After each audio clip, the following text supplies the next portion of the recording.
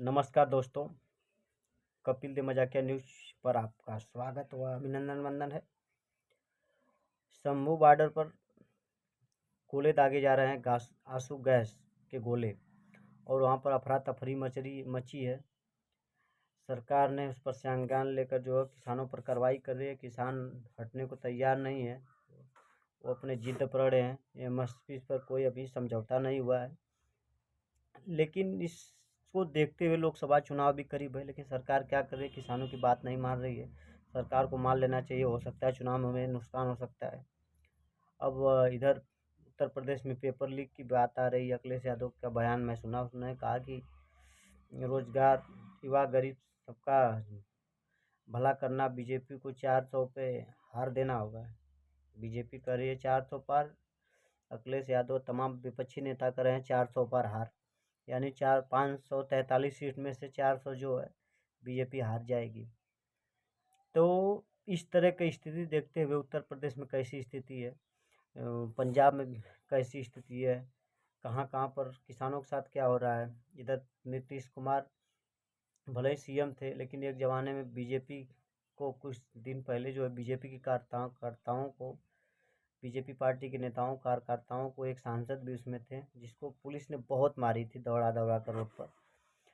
तो उसमें बीजेपी के सम्राट चौधरी ने कसकर पगड़ी बांधने के लिए कहा था।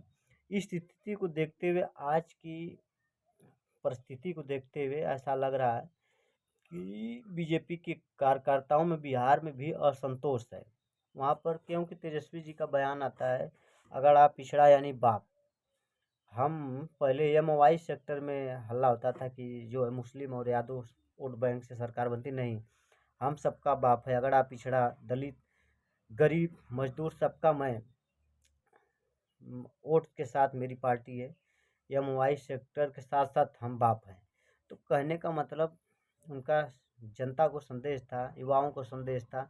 उन्होंने ये भी कहा तेजस्वी यादव ने 2020 में हमने वादा किया था कि कमिटमेंट किया था कि 10 लाख नौकरी दूंगा सरकार में आने के बाद, लेकिन नहीं हुआ। लेकिन जब 17 महीने की सरकार के साथ हम थे, हमारी सरकार नहीं थी लेकिन साथ थे नीतीश जी के, तो उसमें हम भी नौकरी देने का काम किया। 4-5 लाख नौकरियाँ दिए। तो 17 महीने में अगर 4 लाख नौकरी दी जा सकती है, तो 5 साल में तो 10 लाख देना तो चाहिए ही। तो सुस्त मुख्यमंत्री को दोहराया, उनको तेज रफ्तार में दोहराया। बिहार में कई सेक्टरों में हमने काम किया, विकास किया, और पूरे देश में रिकॉर्ड बनाया, एक दिन में एक ही विभाग में ज़्यादा नौकरी देने का। और जो है तेजस्वी यादव एक निकाले हैं जन विश्वास यात्रा, और उन्होंने अपनी बेटी को दुलारा प्यार किया, नेताओं से परिचित कराया। अगली पीढ़ी भी उनकी तैयार है राजनीति के लिए, कोई दिक्कत नहीं। परिचय कराकर उन्होंने जो उसको प्यार दुलार करके जनता में गए जो है जन विश्वास यात्रा में, और खूब भीड़ थी।